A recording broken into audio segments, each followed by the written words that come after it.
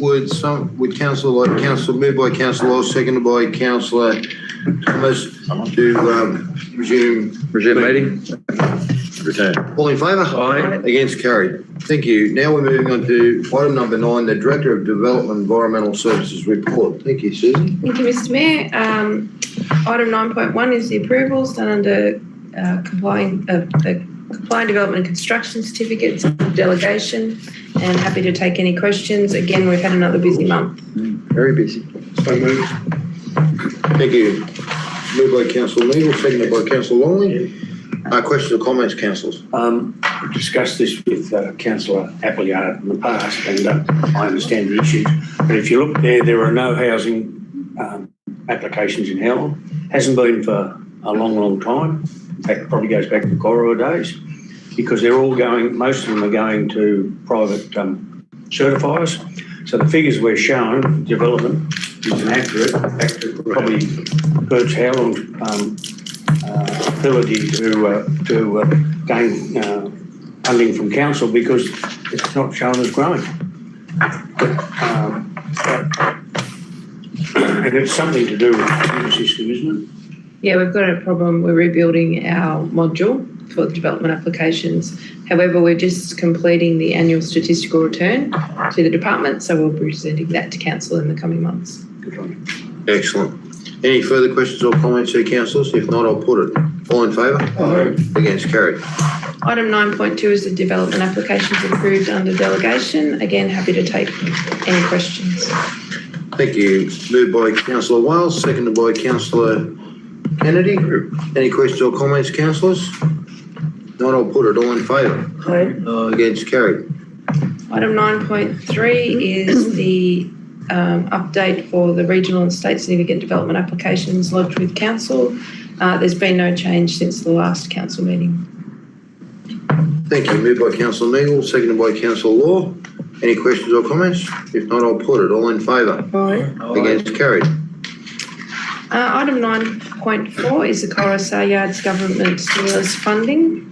As all councillors be aware, council have been granted $9.2 million towards the upgrade works at the Cora Saleyards, and this is to ratify and accept that funding, and also to outline the works that will be undertaken as part of that funding. Council's contribution towards the project will be just under $1.5 million as written in the report, and we will need to look at a funding source for that, and that has been referred to the 2021-22 budget. Thank you. Moved by Councillor Longley, seconded by Councillor Longmire. Any questions or comments? Councillor Longmire. Mr Mayor, in regard, can I ask Director Appleyard, the 1.5 million that we have to find, is there any prospective opportunities there, or that's under the circumstances? We have looked at additional grant funds for that. To date, we haven't been successful. We will continue to do that. If not, it will have to either be loan borrowings, and I've been speaking with Director Shannon about how we do that. So hence the recommendation is as it's written. So is there Mr Mayor, if I may ask the second question, is it conditional that we have to find that $1.5 million before we commence work? To do all the, no, not to commence work. They're happy as part of the agreement that our money is deferred till the end of the project. Okay. That's one that'll be work in progress, I guess, as we go along. Yes, yeah. Thank you. I think they're keen for that approach because of the COVID stimulus type arrangement with that funding, so that it's unusual, but the state will spend theirs first. Yes. Excellent. Councillor Neal. Yeah, just following on from Councillor Longmire's question, is there a time frame for the completion of this project? Yes, we've been given till the 30th of June 2022, so it is an exceptionally tight time frame. Yeah, okay. 22, was it? Yeah. Thank you.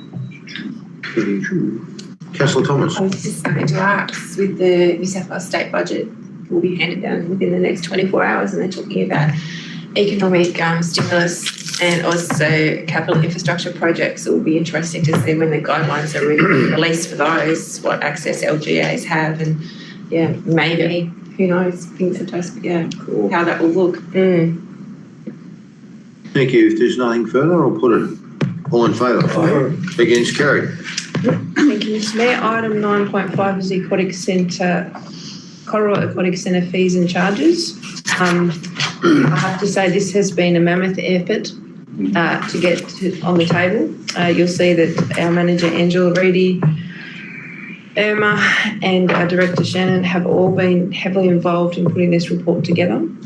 Now before you are 6 options for the fees and charges. Now each of these outline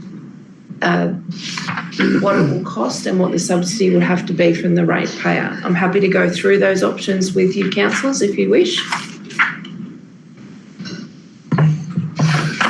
How do you feel about that, councillors? Maybe just a brief summary as we go through.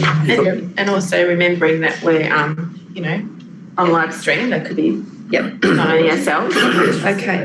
Yeah. Councillor Longmire. If I may, just to make an overview comment from my perspective in regard to the unknown is the numbers, and it's a start-off point where we don't know. So I think in reconciliation between user pay and also the subsidy from the ratepayer, if we call it that, I think it's a balance, and I think everybody, as far as it's very close to being 50-50, and so it's a benchmark to commence on. And as the figures unfold, certainly 1 year and could be more 2 years to start directing where the numbers and the throughput. And I've spoken to some community members about do they think it's somewhere near the benchmark being what has been identified as option 4, and it's been accepted absolutely for the people that I've spoken to. Okay, so Mover it. Someone want to Oh, I'm sorry. Moved by Councillor Law, seconded by Councillor Longley. Any further questions before we go into the review? No, okay. Okay. So in defining how we were going to set the fees and charges, we estimated that the number of visitors per annum was going to be 9,340. Now that may seem low, but we're not run a facility like this at this council, and we need to start at a fairly low base. We also know that we have just under 8,000 rateable properties within the council area. So option 1 was put together with consultation with the advisory group, and this is their preferred model. So essentially we're looking at the fees that are listed in option 1. This would generate a deficit of just under 9.8 million over 10 years of operation, and would see a 12.2% increase in our rates, which equates to $122.54 per property. So option 2 is the same as option 1, except our passes are increased. Again, deficit at the end of 10 years will be just under 9.5 million. We'll see an 11.8% rate increase, and the average property rates will increase by $118.40. Option 3, this is a price increase across the board. It will see an operating deficit of just under 8.4 million over the 10 years. It'll see a rate increase of 10.5% and an increase of $105.12 per property. Option 4, which is in the recommendation, will see an increase to the passes in comparison to option 3. It'll see an operational deficit of just 6.4 million over the 10-year period. It'll be an 8% increase in rates, and that equates to $80.28 per property. Option 5 is if there's no fees, so it's fully rate subsidised. It'll see an operating loss of $12.81 million over the 10 years, and it'll see a rate increase of 15.2% or $152.80 per property. Option 6 is if we do full cost recovery. So each individual that goes in there will have to pay. So for an adult, that means $30 per visit, which is quite excessive when compared to other facilities. However, it does mean that there's no net loss and no rate increase. The system that we're putting in place for entry to the pool means that people will be able to pay off their passes if they wish to. There'll be an 88-cent fee on all transactions of that nature, but it will make it affordable over a year period. It's very similar to how gyms operate with their monthly memberships or yearly memberships, where it's paid periodically rather than in a lump sum. The other thing councillors need to consider is this isn't the only pool that we operate. We have 3 other pools within the council area: Howlong, Oaklands and Urana. Those facilities are ageing, they will need to be upgraded, and they do get used. Not as much, hopefully, as this one will. So if you have a look at the cross-subsidisation on the table on page 44, you can see for Cora with option 4, it's been 53% of the operation of that pool will be borne by the ratepayer. For Howlong, it'll be 79%, for Urana, 98%, and for Oaklands, 97%. So overall, to operate our pools, the ratepayer is subsidising 60% of our pool operations currently. For next financial year, that's what it will be.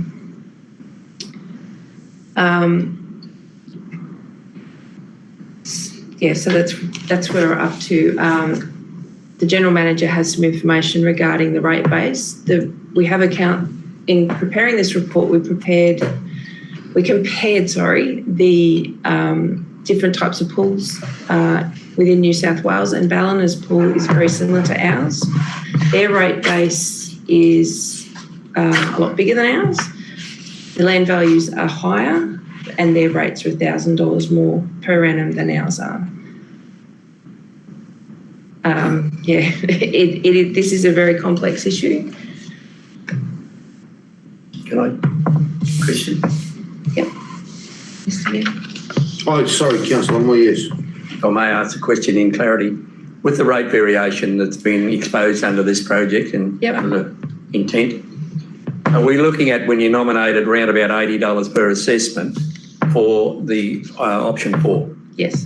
So I just want clarity in regard to that $80 is per, say, household. It's not, is it, say if somebody was paying $60,000 a year as a farming operation, is it 10% go on his 60,000, or is it just the fact that the opportunity resides with the resident, say where he lives? How does it work? That's the clarity. I'll have to pass over to the General Manager for that one, sorry.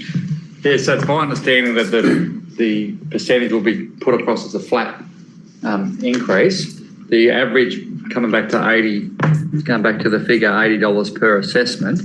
That averages out, I think. Averages out. So I don't know the exact, whether you model a farm that's paying that amount of rates. I don't know the exact increase methodology that they'd be looking at.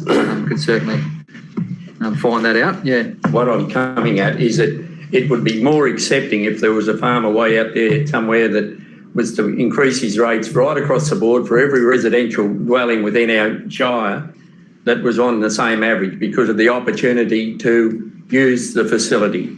If it's 80, that's so, but there might, in fact, I'll know there'll be a resistance if there's an ambitious thing to go 10% on what he's paying currently off every acre.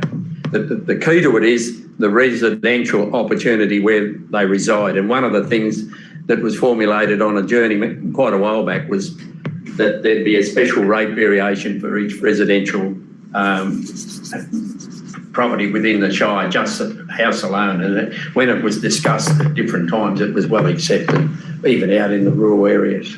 Yeah, it's my understanding it was not going to go that way. It won't scale up based on how much you're paying. It'll just be a flat increase across all those. If you've got 3 assessments, you'll pay $240. But if you've only got 1 assessment, it'll be $80. Could it not be a model done to give that intent for the residential factor?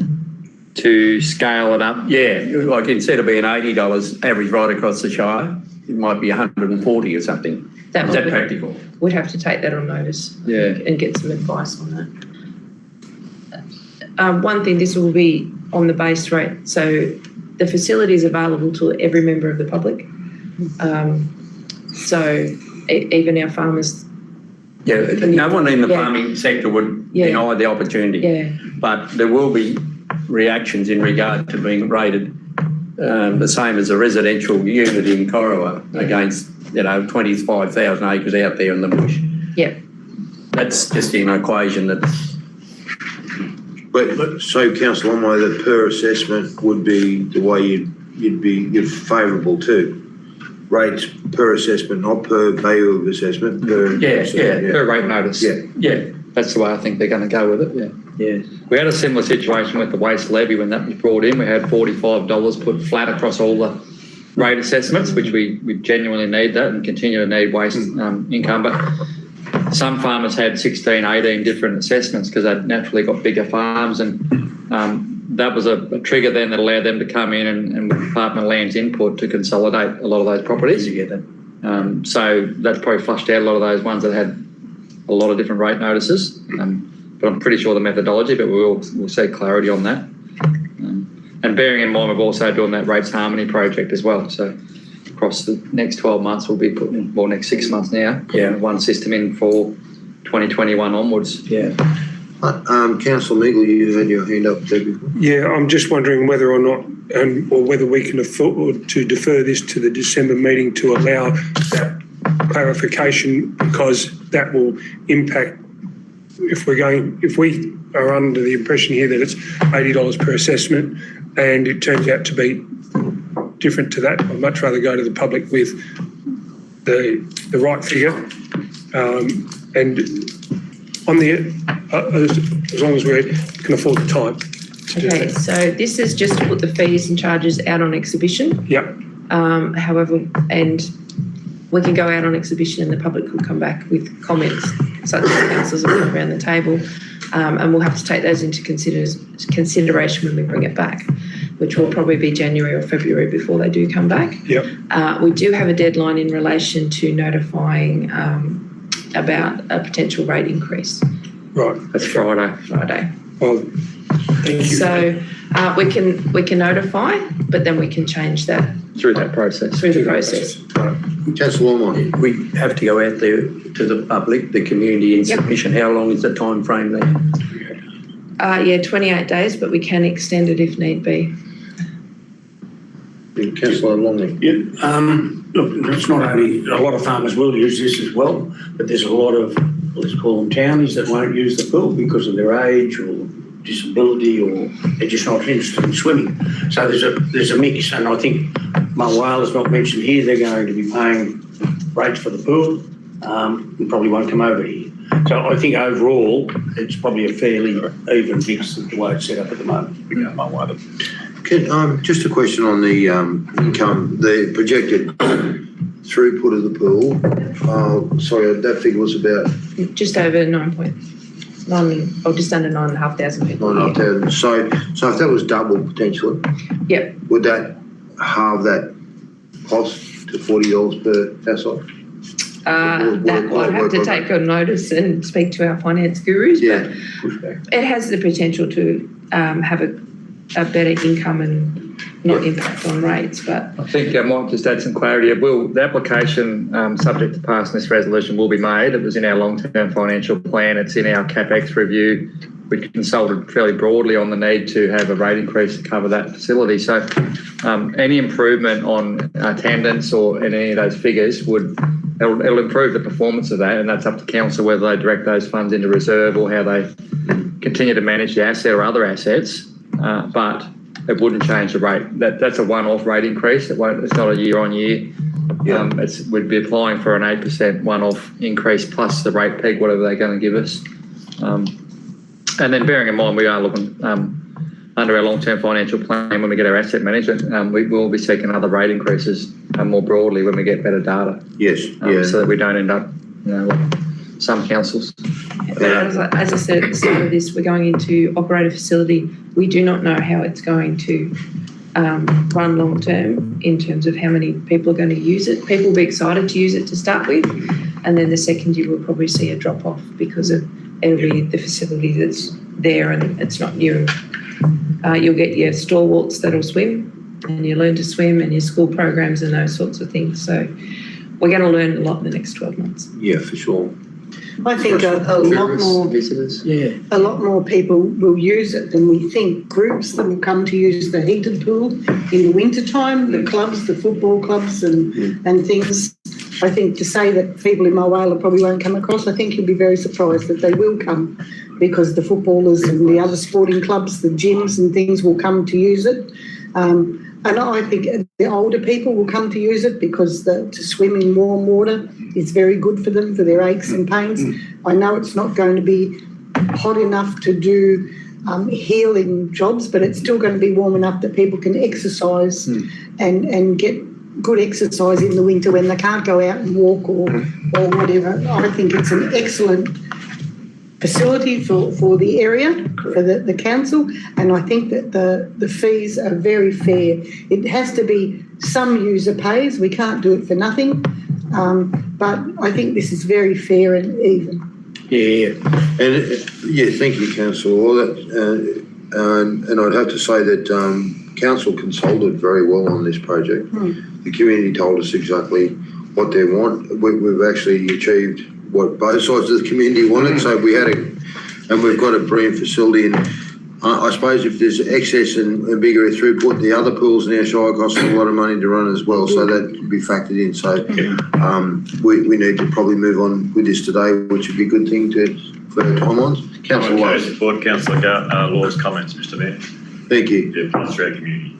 If there's nothing else, I'll put it all in favour. Against carried. Thank you. Thanks, Susan.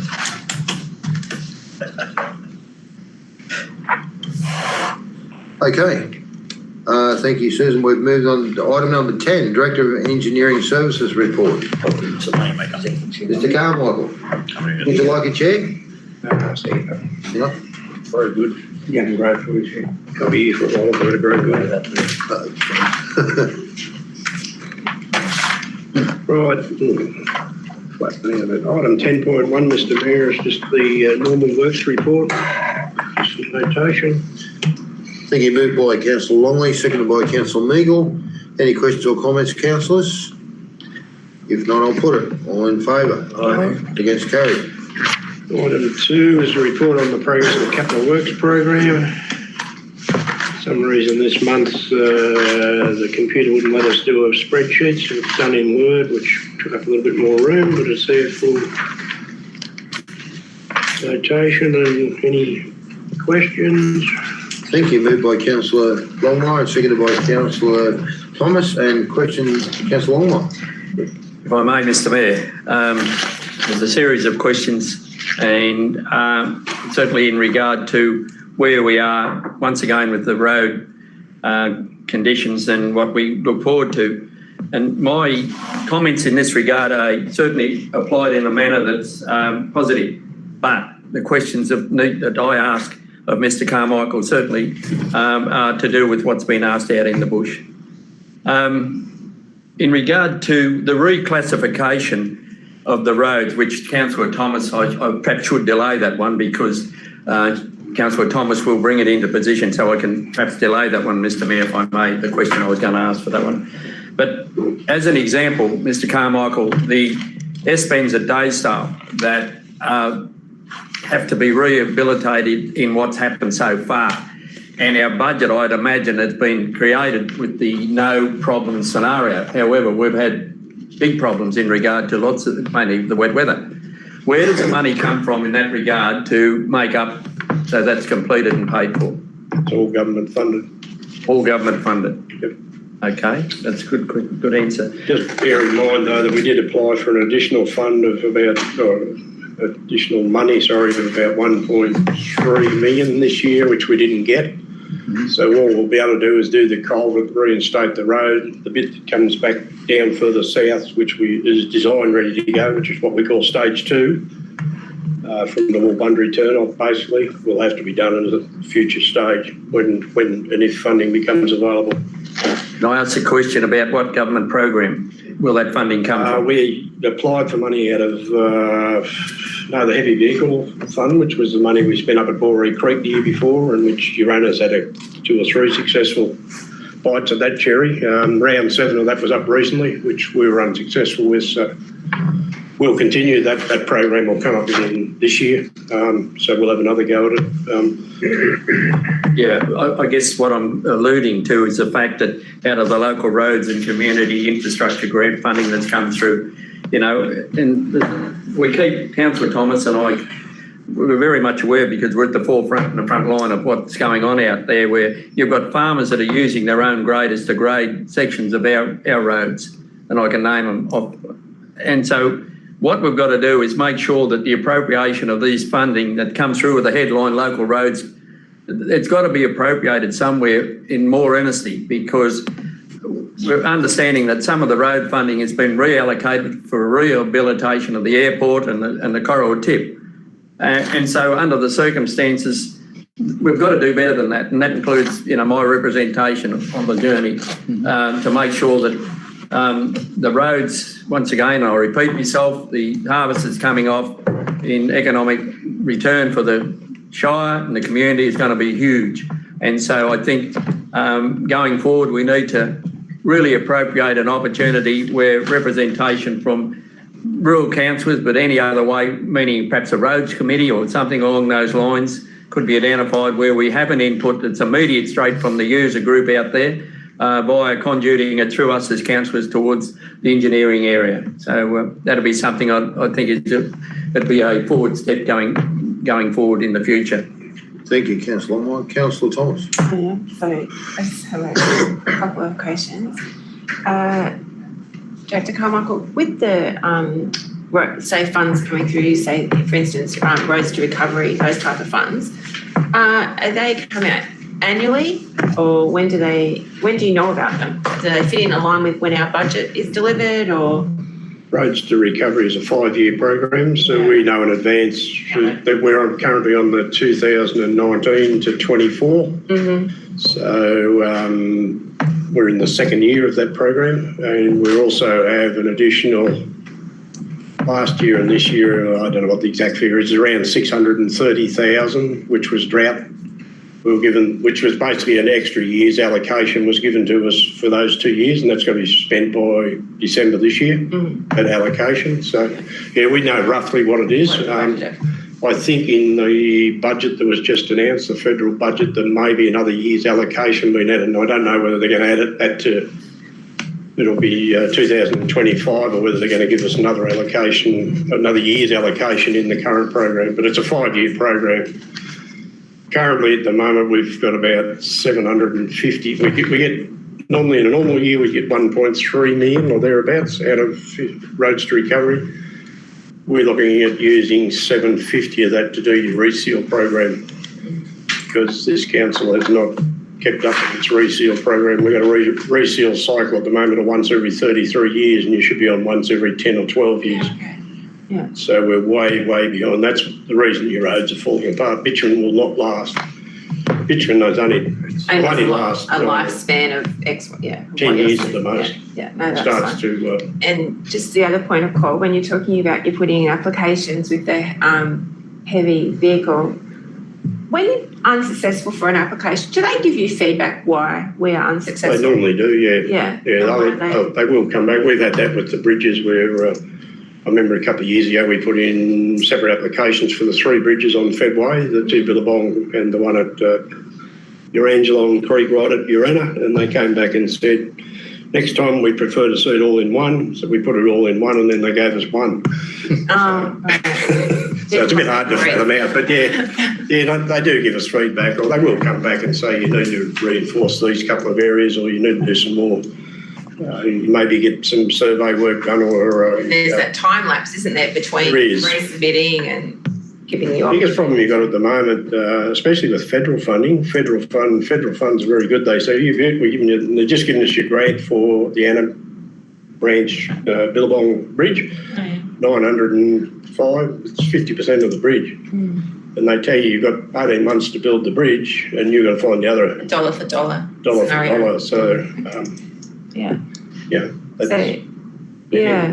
it becomes difficult. We've applied for state funding for that. If we don't do that, we've got to fund it ourselves or hand the money back. Councillor Longmire. I'm sorry. I'll jump now from roads, because I'm going to be obviously talking about roads, in another section of our business papers. But just looking at our drought funding, $2 million has come out of, across our books with the drought funding. And I've just noticed there's still a couple of key projects with round N1 and 2. Now they have to be fully spent by the end of December. Am I correct? How are they going to track to do that? There's still a couple tracking, I suppose you would say, you know, the Boldale water, you know, can we still hold on to those funds? Yeah, well, you Past can it, apply end of for December, loose the drought ends. funding, you can, Yeah. yeah, My understanding of the problem Yeah, oh, you is getting the can. licence for the test bore. yeah, good. No, they're really key projects. I'm just really concerned that I didn't want Yep. the funds to disappear come the end of December, because that's what the original terms of reference might have been. And I just thought if there was opportunity maybe for our December meeting just to have a complete overview of those round 1 and 2, a little bit more in depth, so then we can actually not only lessons learned, but, you know, what have we delivered for that $2 million? Because we were quite a unique council to actually engage the, you know, rural working group at the time and get their feedback on how our community thought those funds should be delivered. And I think that was fairly unique. I hadn't actually heard of any other councils doing that. So whether we could, you know, ask our drought support officer, and Luke, I think, was also involved in that Yeah, process. look, I'm not greatly involved. No, that's fine, but Yeah. whether that we could Just do popped that. up in my report when Yeah, which is fine, I don't mind reporting it. but it's pleasing to know we're getting extensions on those funds. And I do believe the funds could be moved, you know, if there was a shortfall in one and an underspend in another, they could be moved around. So that was probably a positive of Yep. that delivery of those funds. So yeah, anyway, look forward to talking raw out roads. Thank you, Councillor Wong. If I may, Mr. Mayor, in regard to the community response survey that was conducted, we all applauded.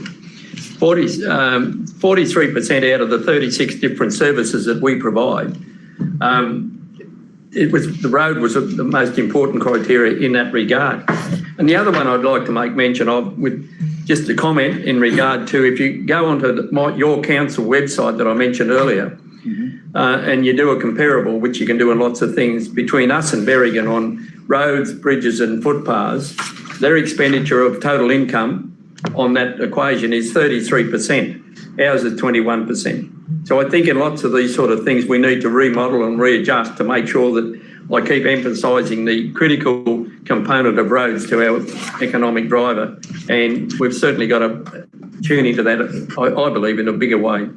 Thank you. I saw that as well, and I had a comment from a ratepayer on that same basis, and Greater Hume was mentioned, and I thought, it's always good to interrogate figures and stats and facts. So I think, yeah, and we'll certainly present some information back, because we probably are down, but we've also got to check that we're not skewed, because we might have got all these other, or we have got all these other grants to spend on pools and skate parks and things. So we just got to, Yeah, okay. I just thought we'd, and they're sort of questions that could come through road committees and really good understandings. Well, the other two are not Greater Hume has been amalgamated, but Berrigan's not an amalgamated council, so I think it's probably, like Adrian said, there's a lot of other stuff's probably come in there. But Not saying we don't need to double our money on roads. So, yeah. I was thinking the same thing. You get those major projects that come into the council pie, and you know, you might have 9 million here and you have expenditure that wouldn't happen on a normal year.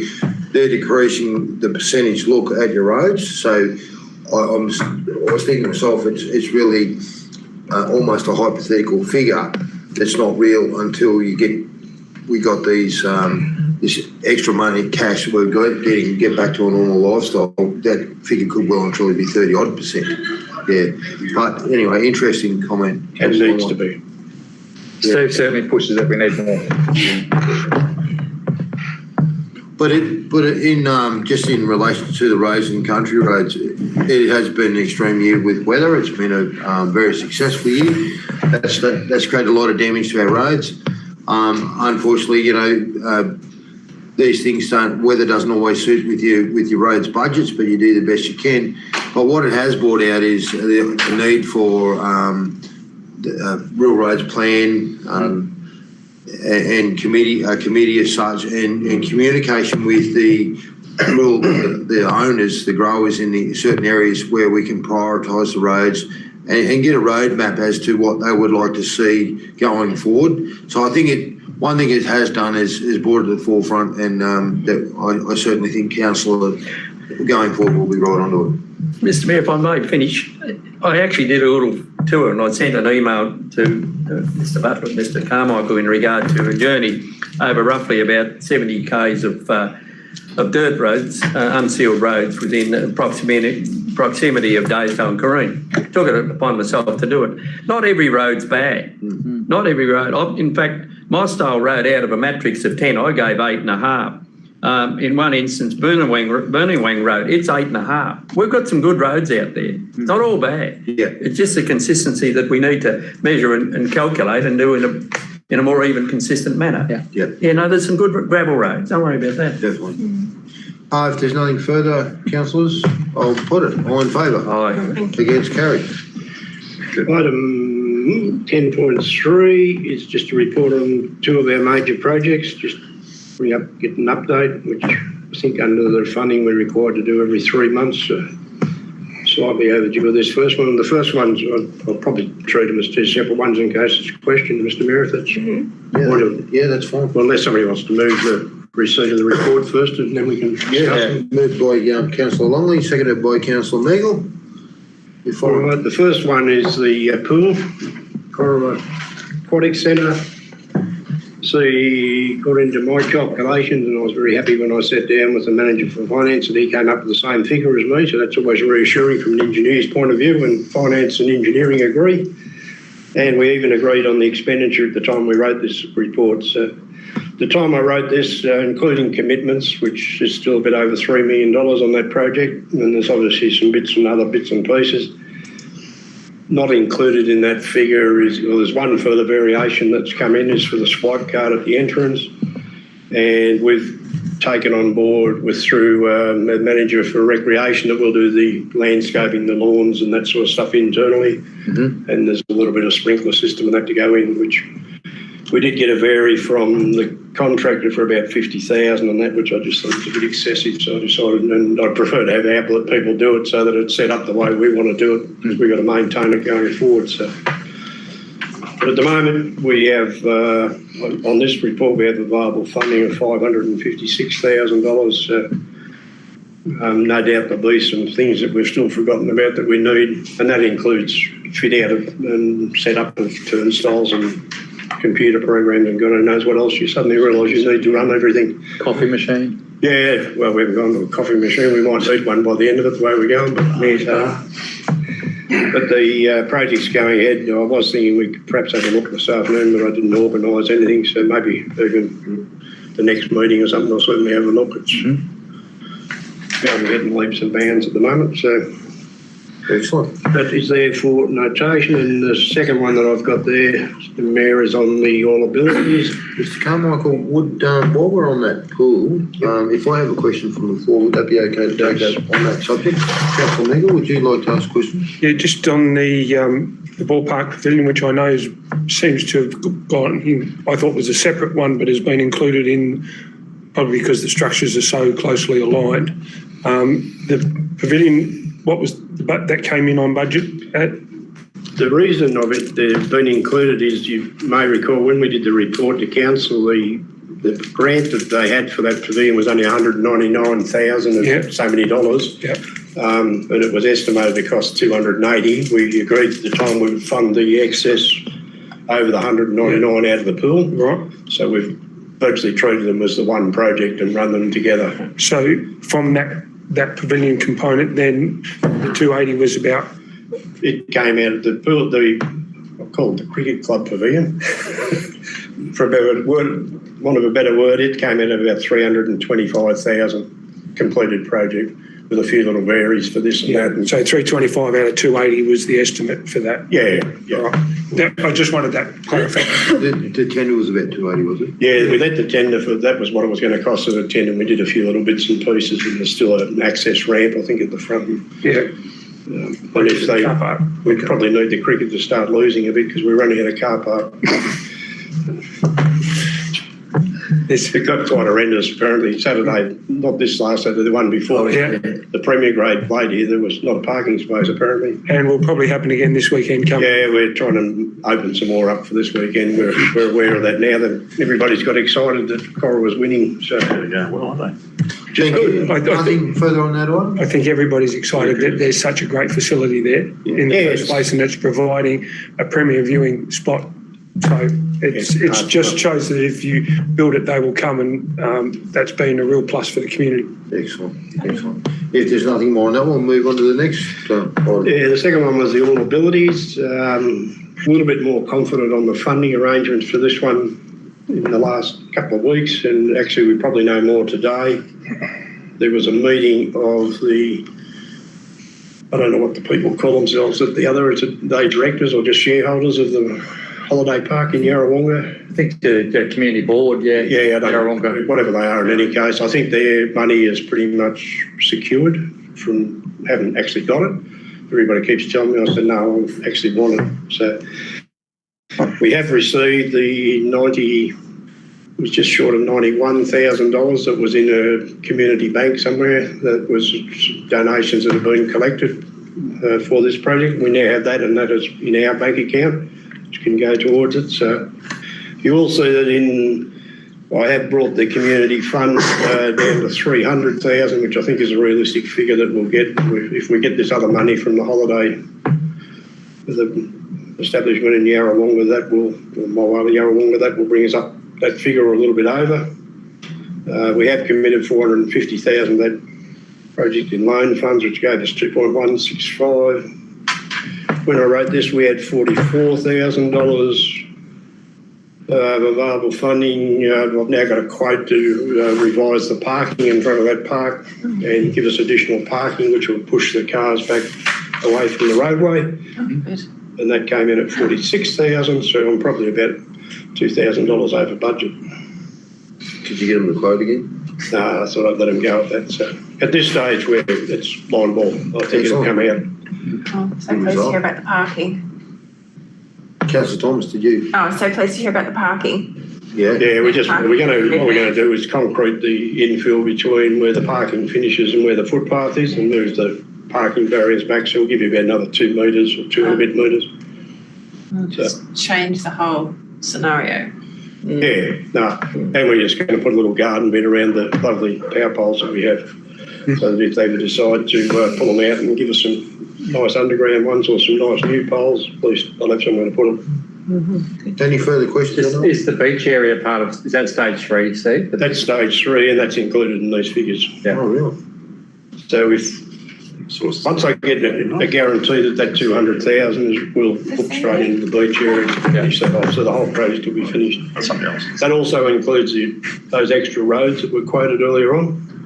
They were going to do, there's a road Paths, footpaths. that go out either side of that existing across the other 2 sections of the park. So They've done. Poured after them. Yeah, they've done a bit on the Moala side, my understanding. Yeah. We're just holding off on the other one until we do the beach area, because there'll be traffic going backwards and forwards. So. Excellent. Super. Any further questions, councillors, on that project? If not, I shall put it. All in favour? Against, carried. Well, thanks very much, Steve. I might as well stand, because if we go to item 11, I think it might involve me as well. Okay, we'll move on to item 11, notice of motion, question with notice. 11.1 is question with notice on road category. Councillor Thomas, would you like to? I'm actually going to read my original email out, because I don't really like the word I. I'm here to represent the whole, my ratepayers, not myself. So I'm actually going to read this out. There are a number of key roads within Federation Council that require changes to their current road category. I was really requesting some commentary in and around the categories and the correlation to the maintenance schedule, the methodology used to categorise a road, and the process to have a road recategorised. And we can expand that further as our robust discussion moves forward. I might just make an apology to Councillor Thomas. I'll put that change in that word I consider, because I think the way it was worded was saying that they needed changing, and I'm thinking, well, how can, Yeah, no, that's what are we basing that on? So it was more your opinion, but I appreciate that. Yeah. Sorry. Mr. Carmichael, are you comfortable to take that? I can give a very short answer, which I love to do from time to say, and say that this council has no process Okay. for changing a road category. However, I will give you a bit more background. That's Thank great. you. There is a way through. There's always a background. There is light at the end of the culvert. It's quite interesting. I've started to do a bit of work. As you're aware, we're part of we'll go back even further. We've done our long-term financial plan. Coming off that now, we need to do some asset management plans for a number of categories we've got. And one of our key ones is, some people like to call it roads. I prefer to call it a transport plan because it not only involves roads, you bring in drainage, you bring in footpaths, you bring in curb and gutter. Urana Council back in, say, from about 12 to 15 had a transport asset management plan, which we have a copy of. It's in our files, and I'm not sure that Corowa did, but we did some work on it a couple of years ago when Jennifer Lewis was employed by us. We started to do some business plans, we started to do the asset management plans, and it all fell over for various reasons. So in the last week or couple of weeks, especially the transport one, and it follows on a bit from the comments that were made after we gave the presentation on the water and sewerage and how we're going to service our infrastructure in towns a couple of weeks ago. And it's something we've started to do some work on. We haven't got a very long way with it. So I'm hearing what people are saying, that we need a committee, and I don't have the slightest problem with that. I've worked with what I call road hierarchy committees in the past in other councils, and that's worked extremely well. And we do need to get on with that. So I've started doing some work. If I go back and have a look about road hierarchy, in the 1980s, Australia actually adopted a road hierarchy system by an organisation called NASRA, which is the National Organisation of Australian Road, something or other authorities. Anyway, they came up, and it's it's numbered 1 to 9. And you find that number 9, or right down near the bottom, they just say local roads. And then they became what they call Ausroads. Ausroads then did something else and refined it. What you find with most road hierarchy plans that have been adopted anywhere is that they go through all these freeways and motorways, U-boot roads here, there and everywhere, and at the bottom, local roads. When you have a look at Australia, local government looks after 90% of the road network in Australia. Government departments that big know themselves and everything else about how good they are at designing and building roads look after about 10% if they're lucky. So, and the poor old local road just goes in under local roads. And obviously there are roads in the local area that are more important. So there'll be a debate on what you want to call them. Some of the road hierarchy systems go in and start to talk about, well, I've heard them talk about arterial roads, which I don't believe we have any of, but there's collector roads. And a collector road is sort of there's a number of them across this shire area, I would think. Then you go into, there's sub-collectors feed into them, and then you get primary roads, and then you get secondary roads. By the time you get to a secondary road, that's normally described as a fire trail or somewhere you get just a bush track that's never been really opened up, but you can get through if you have to in an emergency. So that's sort of where we're heading with it. As I said, there'll be, even in the engineering department, you can have a wide-ranging debate on what you want to call each category, but it's basically you'll have, like Redlands Road, to me, comes out of here.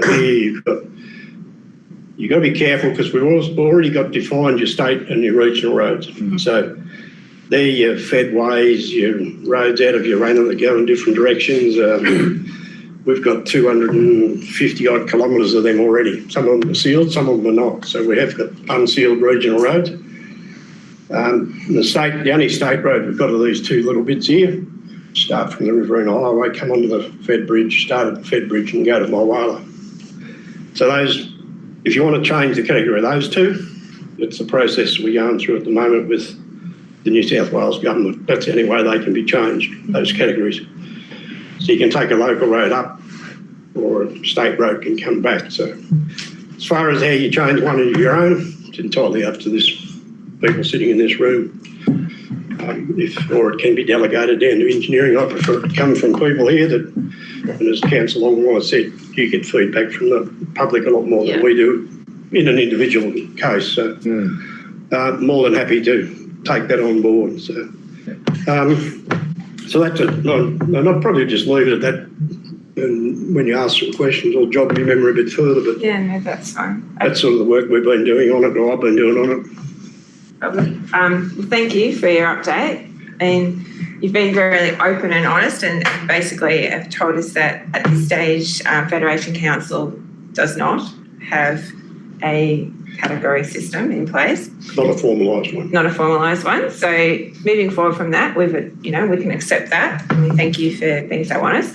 So it's exciting to hear that the process has started and that there is a really good avenue for not only our staff but councillors. And now I'd also like to think that obviously our ratepayers could have input on how they would like their rural road plan or transport plan to look and what format that might look. So I think at this point, I'd like to pass on to my fellow councillors for them to also engage in the debate. But I would like to see a really strong recommendation come from from this section. I've really just quickly jotted one down, but let's have some other discussion and then go back to a recommendation to see if we can move forward. Thanks. Yeah, Councillor Longway, did you want to make a comment? If I can, Mr Mayor.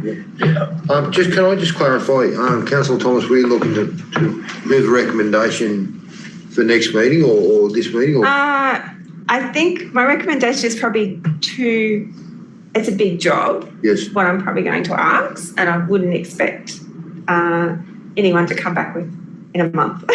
Yeah. I think it's going to have to be long term. Yeah. But it's got to have a short term fix because, as highlighted, there's a growing concern from our rural community about some of the roads that are going to get used as we move forward into harvest and beyond. We do recognise that obviously how you treat roads sometimes does depend on seasonal conditions, and let's accept that. So we might just look at the few key roads and see if we can get something really done for them in the short term.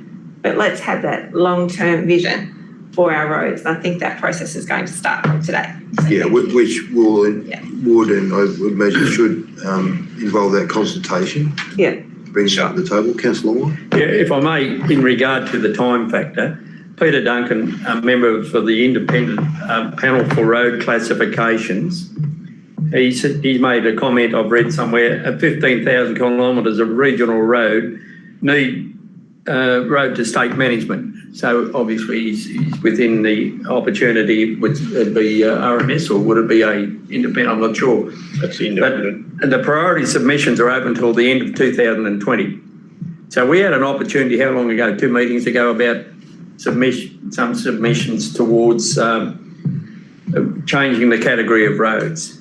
Now, the two that I can't come to mind, well, certainly one is what's called the Cockatee-Jonk Road, and I transversed that. And when you ask truck operators about the connection off the Newell Highway across to Urana and through to Wagga or whichever way, the priority I would sense is that it's a transport freight route in some ways. Not the main one, but certainly not like the Newell Highway, but certainly a rural priority. So why should we as a local council get allocated, I know it's state funding, $750,000 to upgrade that opportunity on that road out to the boundary, which is at that creek. Why can't we allocate that funding and use our workmanship, our staff, and to do more roads around our sections of the local roads? That's the thing that I think we should be going forward with, to emphasise the contribution of the state government towards that amount of money towards a road that is not to fully cart grain on at this time of the year. And let's remember, 80% of our land area mass out there is undercrop. It's got to be. And so there's the things that have changed in time. And I think it's one thing that we need to look urgently, perhaps if we can do a submission to change it by the end of 2020 under that regulation. Just make a couple of comments. The 840,000 we got is for 3 kilometres of that road, not the 30 kilometres that we look after. So that still leaves 27,000 k's that we look after. I appreciate that because I saw the marks on the road where the pieces and bits and got to be done. The thing you've got to be mindful of, if you decide to hand the roads over, I don't know how they're going to administer the road. The RMS have also got a $500 million backlog on their own state highway network. So how the hell are they going to fund 15,000 of additional roads, apart from taking all that money they now give us under the block grant and the repair program, which is on Cockatee, that money all goes. So we won't have that money anymore. Therefore, then, what do you do with your local workforce?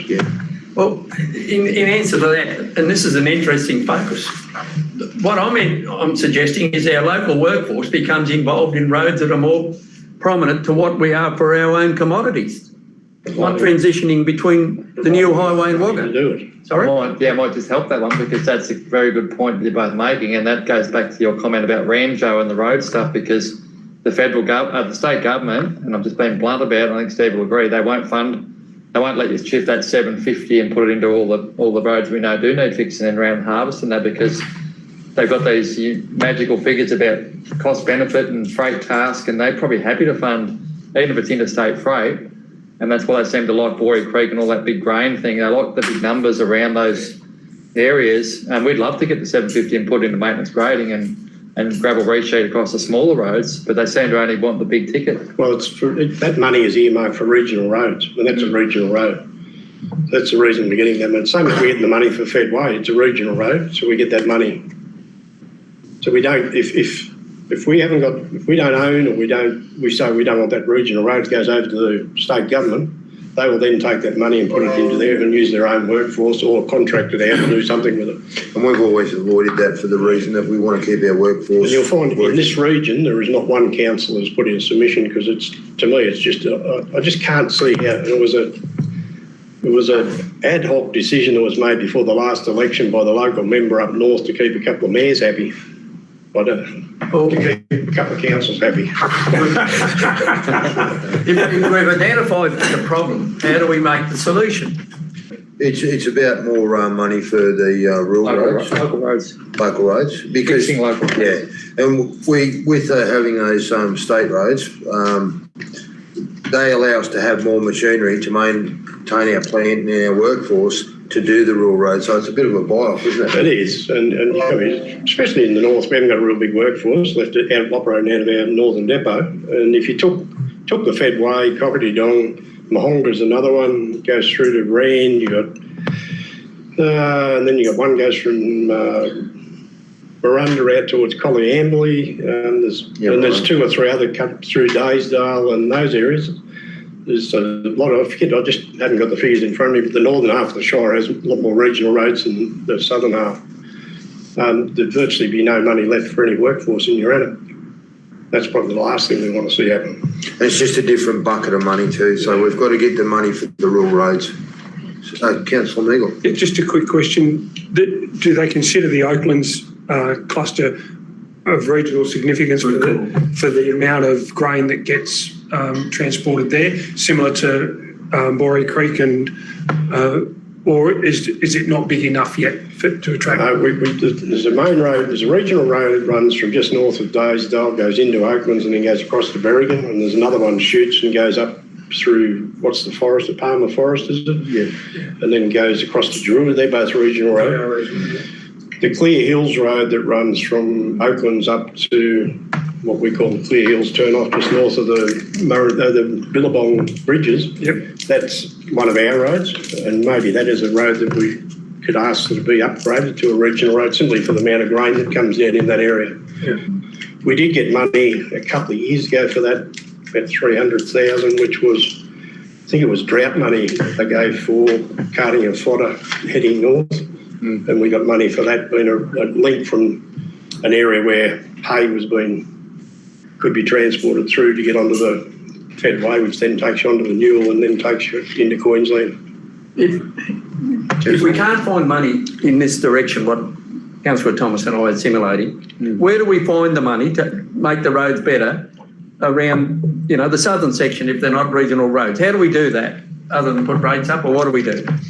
Well, it gets back, you've got to have an income. And really, because this council's rated so lowly in the past, it's making it very hard where we're coming from.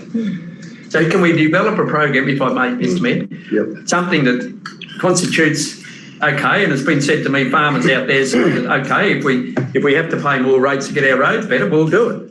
Yeah. That's what what work we're doing at the moment, and that's why I'm happy for councils to come on. Well, that's the work we'll do in the next 12 months. It'll probably take to get to a stage where we want to be, where I can say to you, council, this is what you need. I can tell you how much you need each year to maintain your sealed roads. I can tell you how much at the moment we probably need to to maintain gravel roads, but we haven't been out to the public or to council or to the public and say, what's your expectation? How often do you want your road graded? You want to grade it once a year, twice a year, 3 times a year? We can then go and cost those options and say, if you want to grade it 3 times a year, it's going to cost you X amount of dollars. Or if we grade it once every 2 years, it'll cost you less. Now, which option do you want? When I went through the mail, I went through the last round of special rate variations approved, and I checked up on Balranald. They got 7 years of 10% or whatever they got, or 10 years of 7, but they were under a financial improvement order from the OLG, but they're nearly all approved as long as they've engaged, consulted. But the key is, and which is where Joe Shannon, our director, agrees, where we couldn't go this year for the broad rate increase for all those problems, because we didn't feel IPART would support that based on that community consultation level of service. So that's working now in earnest to get that data for the next year, get the pool sorted out so it's not a drain, it's well known, and then get the road stuff going, because Geraldry got an approval there before they merged. They missed the first year because the IPART weren't happy with their consultation. They got their second year and it was tied directly to roads. It was resealed and gravel roads, and they gave them allocations. IPART did, so farmers could have confidence that they go into those. Okay, that makes sense. That's the Yeah, solution. it's a good process. And I mean, that's what I was saying earlier. That's a process we need to work. It's going to take time. But If I yeah, can just finish, Mr Mayor, in regard to the survey that I did off my own bat, as an example, Mostale Road, 5.8 kilometres in length, I scored at 8.5. In the two we used, I did 80 to 90k along it, and yet in the works order, the resheeting program for this financial year is 96,000. How did that happen? that's the blokes that do the asset assessments come back and tell me that's what needs to be done.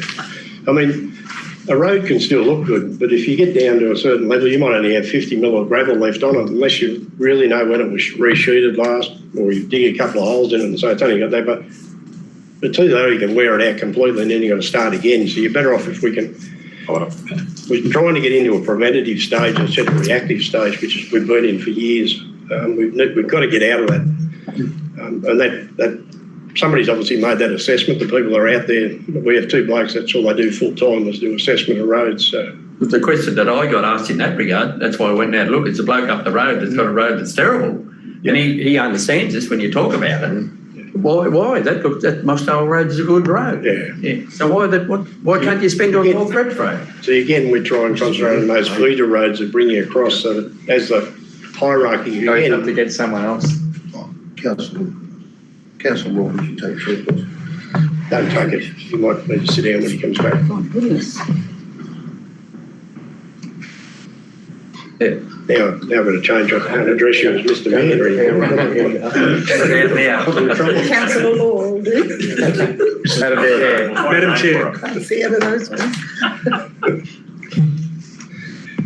Now, what was I saying? I don't know. About the North Reps Road. No, what I was saying, sorry, is it gets back to this hierarchy where you say, all right, these are your main feeder roads. They're the ones you get. It's the same with our bitumen ones. They're the ones that you prefer to have your road trains and everything else on. So you make sure you get a 7 or 7.5 metre, 8 metre seal on them. Get your line marking up the middle, and then as the road comes lesser and lesser going off, till you get down to the one person that lives at the end of that road or something, he probably gets looked after, or the ratepayer gets looked after a little bit less on that than they do as they feed out, because the road gets more and more people on it. And if you ever get wealthy enough that you can maintain them all, go to Canberra, for instance, and just have a look at their road network over there where everything's hot mixed and money's unlimited, or it seems to be when you've worked over there. So We've got a very strong argument about that note I sent you in regard to a school bus. but that's a road that we'll talk about this afternoon, because I believe. Thank you. Thank you, Madam Mayor.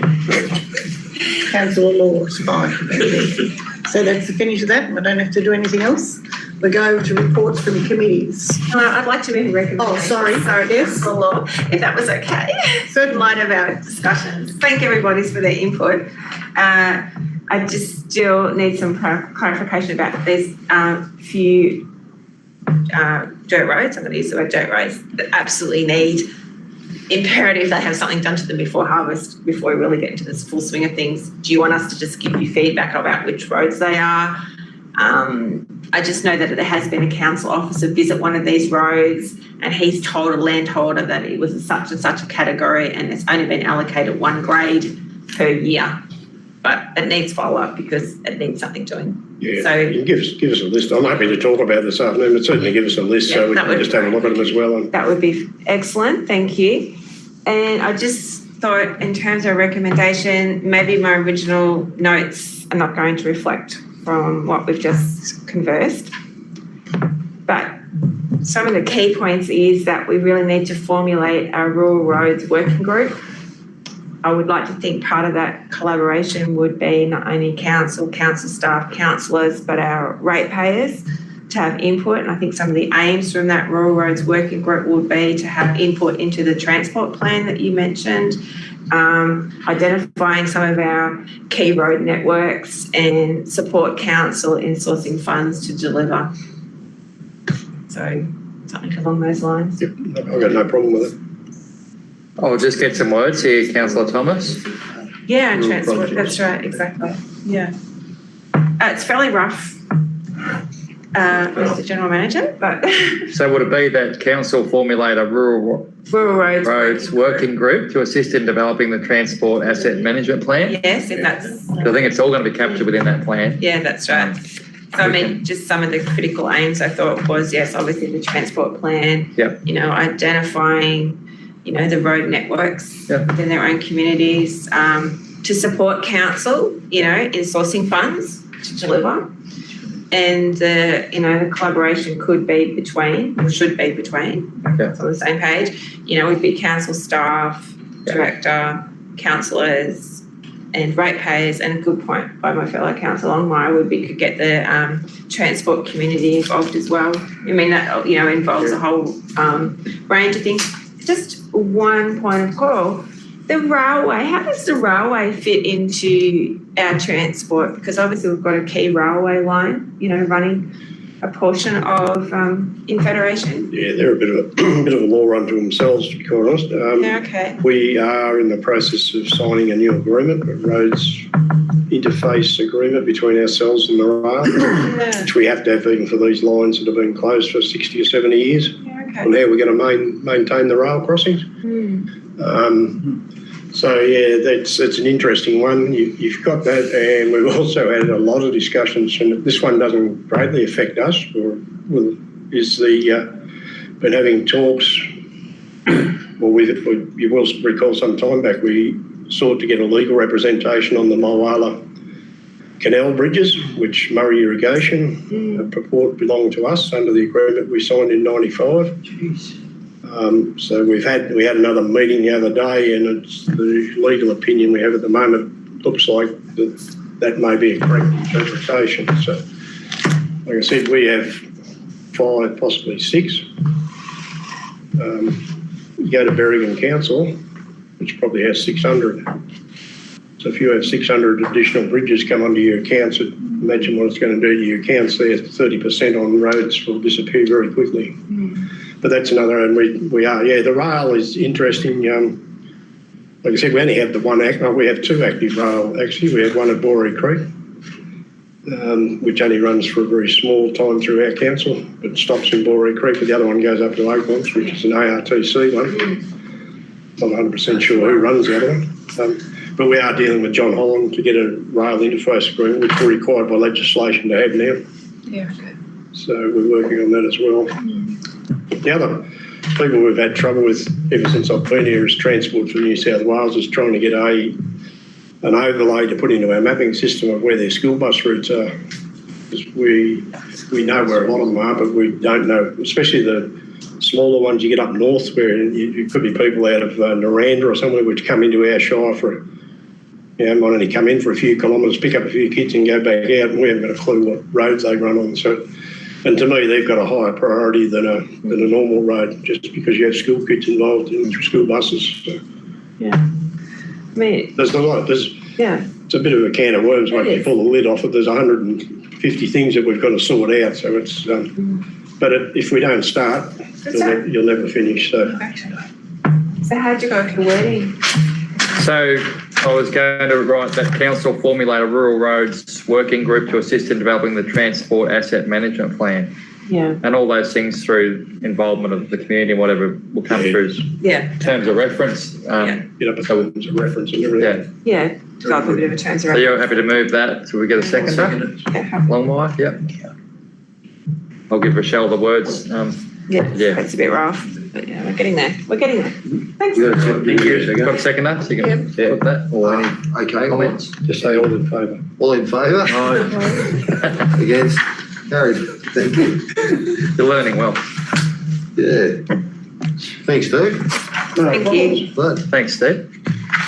okay, we'll move on to reports from committees. 12.1. Minutes and report of meeting of local traffic committee. There's one for your appraisal. There's a recommendation there that the minutes of local traffic committee meeting held on 26th of August 2020 be adopted. Can I have a mover, please? Moved by Councillor Longley, seconded by Councillor Law. Any questions or comments, councillors? If not, I'll put it. I'd like to make a comment. There's a comment here about Hawkins Street, how long in disabled parking bays. Now, that's been there for 3 years before it's got to this stage. Complaint after complaint to council. Accordingly, one fellow's wife fell over backwards, once ended up in hospital. According to a local publican and the cafe there, they have picked at least 6 people up and put them into chairs because they've fallen over, because the ramp is inaccessible. It's taken this long to get there. We were promised it would happen last year, but the money ran out. Again, it becomes an issue. We don't have enough money. If you look at the parking bays around the front of this building here, they're appalling for handicapped. It seems to me that people with disability are second-class citizens, and in our budgeting processes, we don't allow anything for them. And I think it's time we elevated their needs further up the road, to be honest. Okay, thank you. Any further comments, councillors? We have put into place a disability group to look at these things now, and I think things will happen with that. But as we know, all things take time, and it's a group of people with volunteers with an interest in that. But I think you will see some things happen with that, and maybe if you talk to them about it, they can push a bit further. You're on it? Oh, well, there you go. Good, good. Did you have a comment, Come on. Steve? Did you? I presume you're talking about Hawkins Street? Yeah, Yeah. bays, yeah. All right, just an update on Hawkins Street. RMS have announced that they're going to do a resurface of Hawkins Street, the sea overlay, which will be 50 mil overlay right from out near where Howlong Seeds are, right through to the intersection where it joins the main road that comes across the border and go up 2 or 3 side streets, I think back towards Corowa this way. So in conjunction with that, we've also committed to do the area from where their seal finished, because they did an overlay a few years ago. So we're going to do from there to the curb and gutter, which means it gives us a chance to revamp the whole main street with parking bays, disabled parking, a whole lot. So that's scheduled to be done. They're hoping to do it in January, February. So if that's the case, we'll tie our work in with that. Yep. Okay, And the idea was to move the disabled park and fix the whole thing up and redo the line marking at the same time. Thank you. Excellent. All the answers you want to hear. So you'll sign the blue today. But again, the issue still remains that we need, as a council, to recognise the needs of those that have disability and start putting some crossings and start accessing accessibility issues. Definitely. But it's probably appropriate that someone makes a comment on behalf of the Deputy Mayor. This is one of his favourite sections. He's going to come back with his leg turned backwards, I reckon. If Knee there's replacement. no more comments, I'll put it all in favour. Aye. Against, carried. Okay, we've got verbal reports from delegates. Are there any verbal reports from delegates? No, not today. Thank you, Carl. The Ageing Well Committee had their last meeting out at Urana, and very kindly of the Mayor, he took us for a little ride around the waterway on his boat at the Urana Aquatic Centre. And I have to say I was very pleasantly surprised I didn't realise that there is 6.5 kilometres of water ski course there in the township of Lake Urannah, and it is very beautiful, very peaceful. If someone wants to get away from everything, that's the place to go, I believe. I was really pleasantly surprised, and the structure that's going out there in the centre is really coming along well and looks very good. Our next meeting for the Ageing Well, we're going to pop down to Mulwala and have a picnic in the All Abilities Park and have a look at what's going on there.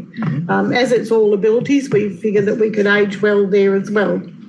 I also took part yesterday in the arts meeting where, as we said, we're trying to get some more members onto that committee and look at the public art that we have in the town or in the Shire and the upkeep of the maintenance of the public artworks, as some of them are good for a few years, some are good for 10 years, but they're still going to need to be maintained. And so we're looking at that as well. Thank you. Thank you. And I'd just, following on from your comments, like to thank you for your kind words. Just a slight correction there. It's 7.5 kilometres instead of 6.5. That's fine. I was working on my water ski capabilities. Also like to say that the ladies were very well behaved, which was great.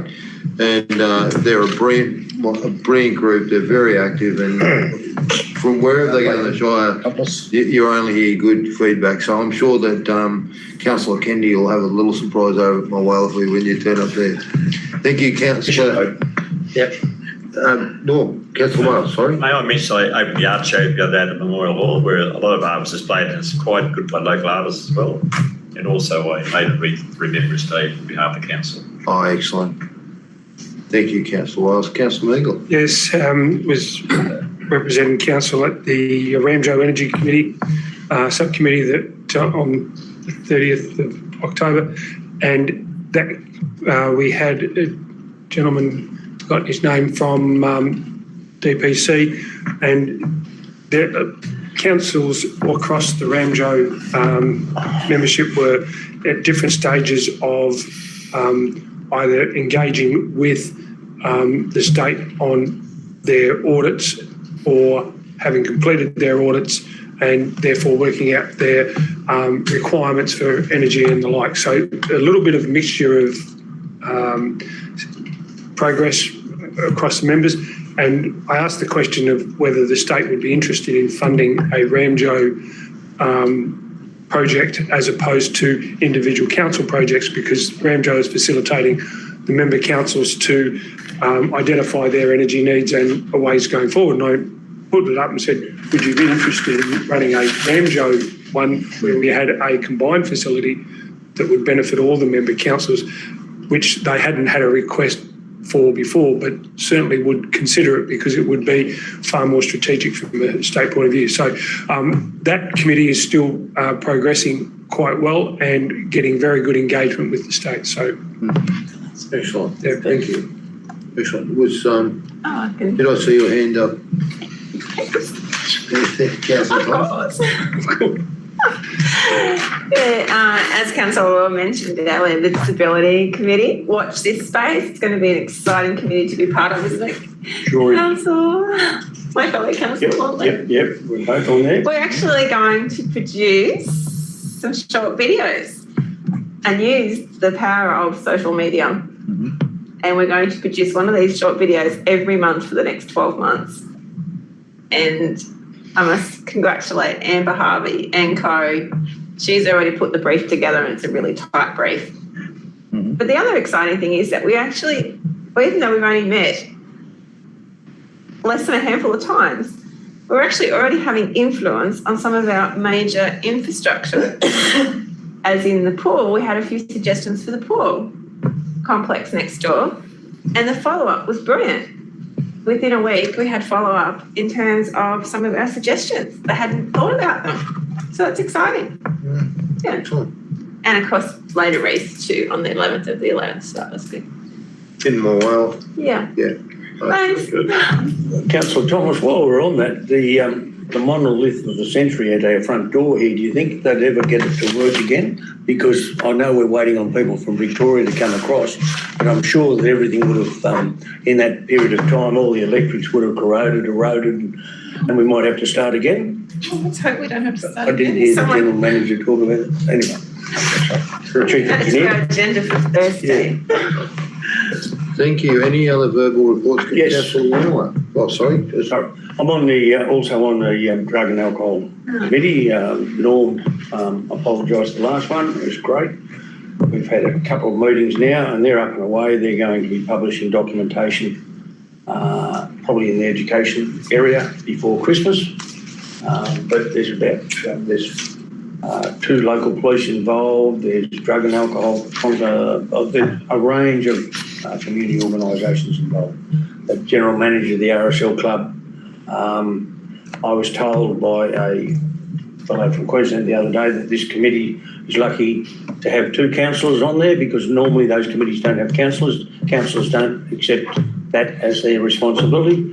And I think it sort of feeds back into the disability area as well, because some of the issues that are in the drug and alcohol area also affect the disability area. So it's an eye-opener of what happens with people that are affected by drugs in the community. And I think it's a good thing that we as council are involved in that. Excellent. Very good. The other one I went to was Boroi Creek 345 Committee meeting, where we've had some great discussions up there. They are an example of a very proactive community up there. Their hall they've just had done up is absolutely stunning. They are so proud of their community that meeting went for about 2.5 hours. They have substantial funds in their account, which they've raised themselves, but they also are sitting on some money from the Fisher family about a memorial to Tim Fisher, and they're working through that themselves. But yeah, I just take my hat off to them, because small town, go Boroi Creek. Excellent. Councillor Wong? Yeah, just a quick one in regard to the Boroi Committee. Actually, I facilitated an opportunity in late October for them to come together to see if they can create a community group, and that will be on November the 3rd. Will be an opportunity for a meeting at the Boroi Hotel to get people to become involved and to have a name opportunity given to it.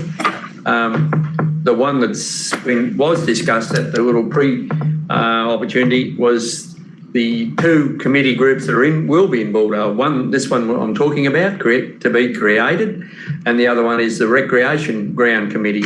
But there's two different pieces there, because the recreation ground is on Crown land, and that's an appointment for people to be on that committee from the minister. However, there's a logical situation where some change needs to occur in the future, because it just doesn't add up to have two working committees in Boroi that are isolated from one another and yet pulled together, perhaps under an MOU. It would be really, really, really beneficial for everybody. Definitely. So that's on November the 3rd. I think Councillor Kennedy did Rennie run there, Rec Ground as a trust too, straight back to the Crown, and not through council. Yeah. So Boroi do the same, though. The Rec Ground's a trust back to the Crown. The Boroi Rec Ground Committee, they trustees themselves back to the Crown and not through us. No, yeah. But if you're talking about functions that could happen, and it's been proposed as an opportunity to use the recreation ground and such things as a rodeo, where it's all supplied, and that could, really do something for the community in lots of ways. I'm just wondering if an MOU was something that could or may be able to be proposed, where you still got your fallback positions on what the Crown does. Yep. So that meeting's the 3rd of December, Yes, 6 p.m. Yeah. Or 6 for 6:30. Excellent. So there's a little, good stuff coming out there. Yeah. Just need good water. Yes. Yes. Yeah, good drink of water. Any Thank you. further reports, I council? just found out. No, we'll move on to item number 14, requiring council action for information. 14.1 is a letter received from the Corowa Business Chamber on the 24th of October requesting council support for a lock weir in Corowa. A copy of this letter is attached to the agenda. The recommendation there is that council note the letter from the Corowa Business Chamber requesting council support for a lock weir in Corowa. And item 2 is that council consider this matter further and undertake further work and consultation in relation to the possible project and receive further reports as the matters progress. Can I have a mover, please, councillors? Moved by Councillor Wales, seconded by Councillor Law. Any questions or comments on that one, councillors? If not, I might just make a comment. It's obviously a fairly big picture idea that the Chamber have come forward with. So this is not council endorsing that we do go for a weir, but it's just to help the group do some further work on that. So they're working pretty closely with Susan Lee's office as well on that. And when you look back at the history of, let alone the current dynamics around water management, etc., there was a huge push back in the 30s or 40s when all the weirs were built. South Australia got together really quickly. It might have been before that. There's a lot of information out there about South Australia went and got on their bike and built a heap of weirs all out the Murray, and then it petered out as it came right forward. I think maybe years and years ago there was an idea that would have been a good spot for a weir along here, but certainly it'd be a fairly uphill battle, I would have thought, to try and get funding for that support, but it's certainly something that would make an enormous difference if it was done and done right for tourism and other benefits. So it's just seeking the council direction, and we don't have funding or anything like that earmarked for any studies or anything like that. It's just to work along and see where that may progress. Thank you. Anything further, councillors? If not, I'll put that one. All in favour? Aye. Against? Carried. 14.2 is the community men's shed. We've received a letter and had their presentation today. The recommendation is that council note the letter from Corowa Community Men's Shed Inc. seeking support for funding for replacement men's shed and temporary location of shipping containers. And 2, that staff be delegated to assist the men's shed in sourcing suitable location for the shipping containers, and that a further report be received in regards to any possible funding support, including support for grant applications. Can I have a mover, please, councillors? Moved by Councillor Kennedy, seconded by Councillor Longmire. Any questions or comments? If not, I'll put Just a comment, just after the presentation, talk to staff before the meeting started. They probably will be assisting definitely will be, but around an approval for the short-term location of those containers. They may fit in and around the current site there in Queen Street without interfering too much with car parks and other things. So that's probably going to be the logical short outcome, to get those 2 20-footers in and around their facility. And then, the staff, Ian Rich especially, and Jared, done a lot of work on the big picture side out the road. It's come through as a clearance in regard to any contamination, because it was known to be a former depot or something. So it's ticked the box that way. So it's obviously just working through funding and bigger arrangements down the track. Excellent. The next item is... Did you put that, sorry? Okay. All in favour? Against? Carried. 14.3, Murray-Darling Basin Association Delegates Report, National Conference for noting. Riverina Water Council media release for noting also. Just yell out, sorry. Councillor Thomas, would you like to make Just a quick question. With the River Water, was there any community groups that put in for the grant in our council area? Yes. So that there was 150,000 available. Mm-hmm. They received about 170,000 in applications. Mm-hmm. So this year it was full. Last year there was 100 available, and it was only 50,000 taken up. So that 50 carried over this year to make it 150. Yeah, and that's just so that everyone, councils understand, that's Riverina Water. Combines Borey Creek, Urana, Oaklands, and Services Rand as well. So, and Miranda, and Rand. Yeah. So that's their service area that they've created these community grants to put a bit back into the community. Can you let us know who was successful in our? We haven't. That hasn't yet. Yeah. So Friday there is an assessment panel, because it's Wagga, Lockhart, Greater Hume and us. So we go over Friday and work through their spreadsheet of all the applications with, and then they go to their board meeting in December, Redwater. So it'll be after December or through December. Okay, good. Yeah, so no, that's good and always exciting. So then 14.5 is the Murray Darling Association MDA Region 2 meeting. We've got that correspondence and that was for noting. Country Mayors Association AGM on the 6th of November. Also for noting. The 14.7 Country Mayors Association General Meeting, 6th, for noting. And just the Mayor and General Manager chose not to attend until it gets a bit later down the track with the COVID and travel and etc. And so there's a recommendation that the correspondence items 14.3 and 14.7 be tabled in the November 2020 business paper be noted. Could I have a move, please? Moved by Councillor Law, seconded by Councillor Meagle. Questions or comments on any of the balance? No, I'll put it all in favour. Against, carried. Item number 15, confidential matters. There be no items. And item number 16 is the conclusion of the meeting. Thank you very much for councillors and staff for your attendance.